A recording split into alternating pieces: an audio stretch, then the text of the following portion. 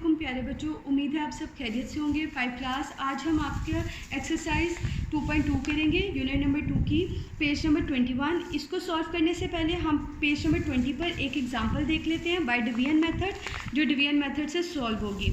Example number 1 है find HCF of 24 and 64 by division method. आपने highest common factor निकालना है 24 और 64 का डिवीजन मेथड के थ्रू। सॉल्यूशन देखते हैं। Steps of methods division method, यहाँ पर स्टेप्स दिए गए हैं डिवीजन मेथड को सॉल्व करने के। उन्होंने कहा है फर्स्ट स्टेप में divide the larger number 64 by the smaller number 24, we get 16 as first remainder. उन्होंने कहा है कि 64 को जब हम डिवाइड करते हैं 24 से तो हम सबसे पहले रिमाइंडर जो हासिल करते हैं वो 16 है। ठीक है, सेकेंड वैल्यू देखते हैं। यहाँ पे क्वेश्चन भी देखते जाते हैं। उन्होंने 64 अंदर रखा, 24 बाहर, तो डिवाइड करना स्टार्ट कर दिया। 24 2 ज़ा, आंसर यहाँ साइड पे लिखा है 48 पुट करने के बाद जब माइनस किया तो रिमाइंडर हमारा पहला क्या आया 16, वो लिख दिया। अब सेकेंड स्टेप देखते हैं। Divide 24 by first remainder 16, we get the second remainder 8। फिर उन्होंने कहा है जब फर्स्ट वैल्यू 24 थी, उसको जब हमने डिवाइड किया 16 के साथ तो हमारा पहला रिमाइंडर 8 आया। अब देखते हैं कैसे किया। इस 24 को नेक्स्ट में अंदर रखा, डिविडेंड अंदर रखा, और 16 जो रिमाइंडर था उसको 24 को डिवाइड किया 16 के साथ। अब 16 के टेबल में 24 नहीं आता, 16 1 ज़ा 16 पुट किया, और जब माइनस किया तो सेकेंड रिमाइंडर हमारे पास 8 आ गया।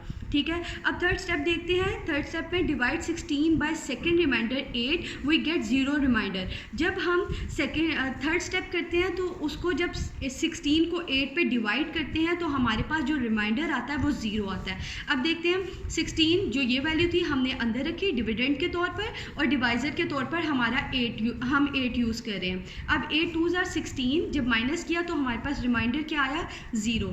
तो जो लास्ट पे उन्होंने कहा the last divisor 8 is the HCF of 24 and 64। अब उन्होंने कहा है इन सब वैल्यूज़ में जो डिवाइज़र है, डिवाइज़र में जो लास्ट वैल्यू है वो हमारी HCF कहलाएगी, highest common factor.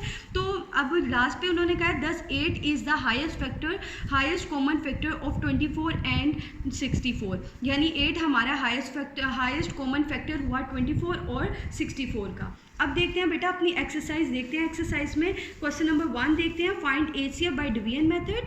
Same example के अकॉर्डिंग आपने चलना है। कॉपी पे क्या पैटर्न है मैं बता देती हूँ। आपने डेट मेंशन करनी है, क्लास वर्क और डे मेंशन करना है। Exercise 2.2 find HCF by division method. आपने HCF फाइंड करना है डिवीजन मेथड के अकॉर्डिंग। एग्जांपल मैंने पहले ही करवा दिया ताकि आपको पता चल जाए क्वेश्चन सॉल्व कैसे करना है। यहाँ आपको 3 वैल्यूज़ दी हैं, वहाँ आपको 2 वैल्यूज़ गिवन की हुई थी। आपने क्या करना है, पहले फर्स्ट 2 वैल्यूज़ को डिवीजन करना है। सॉल्व लिखने के बाद डिवीजन करना स्टार्ट करते हैं।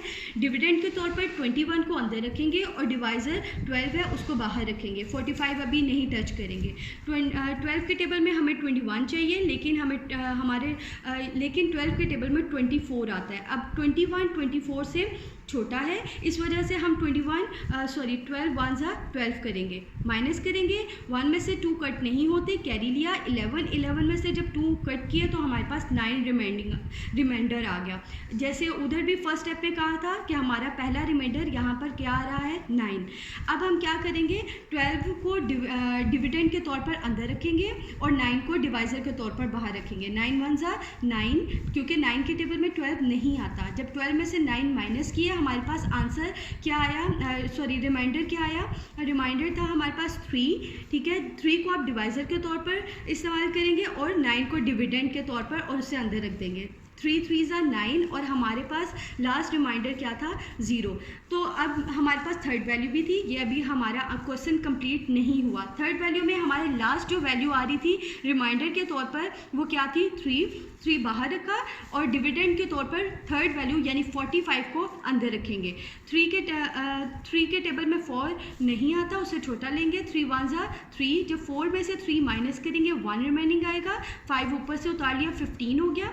3 5 ज़ा 15, हमारा रिमाइंडर 0 था, लेकिन जो हमारा HCF था last value 10। 3 is the highest common factor of 12 21 and 45, यानी हमारी जो 3 वैल्यूज थी 12 21 45 का जो हाईएस्ट कॉमन फैक्टर क्या निकला 3, ये आपका आंसर था। अब बेटा हम सेकंड पार्ट भी एक देख लेते हैं, एक और क्वेश्चन देख लेते हैं।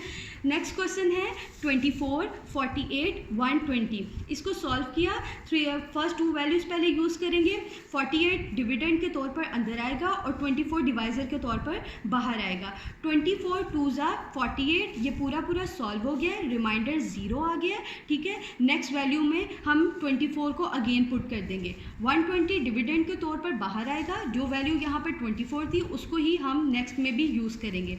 अब 24 5 ज़ा 120 हमारा आंसर था, सॉरी 120 में से जब 120 माइनस किए तो हमारे पास 0 आ गया, 5 हमारा क्वेश्चन था। अब लास्ट में जो वैल्यू हमारे पास अगेन आ गई थी वो फिर 24 ही थी। 10 24 is the HCF of 24, 48 and 120।